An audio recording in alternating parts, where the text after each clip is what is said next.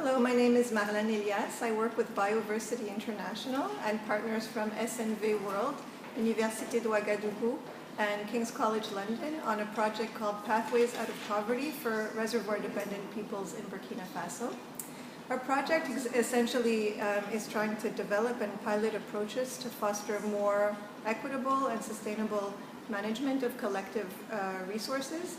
We're focused on 2 reservoirs in the center-east region of Burkina Faso, and it's a region characterized by high poverty, degradation of the water resource, and conflicts among resource users. So we're bringing different resource user groups together and engaging them in a dialogue to try to come up with, identify the root causes of the problems that they're experiencing with the reservoir, and come up with solutions and a common vision for managing their water resources. So it's been a very rich and fruitful process. It's a participatory action research project, and we've already seen quite a few changes in people's behaviors and their mindsets.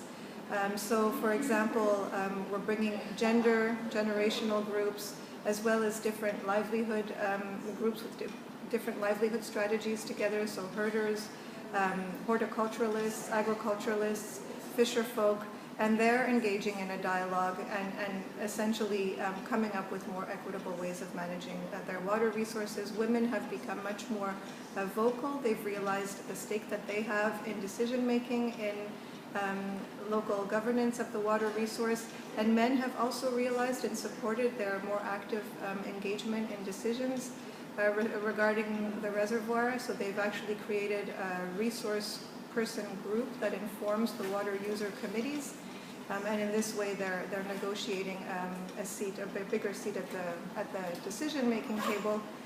Young people have also been taking a leadership role since the beginning of these dialogues in discussing and in making decisions around use of the reservoir.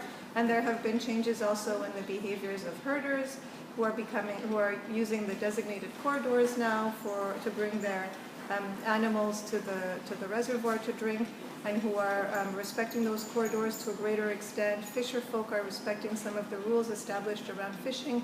So it's been very promising, and we're essentially trying to extract or identify the conditions that have to be in place to make those dialogues possible, and that can be replicated in other instances of common property resource management. Thanks.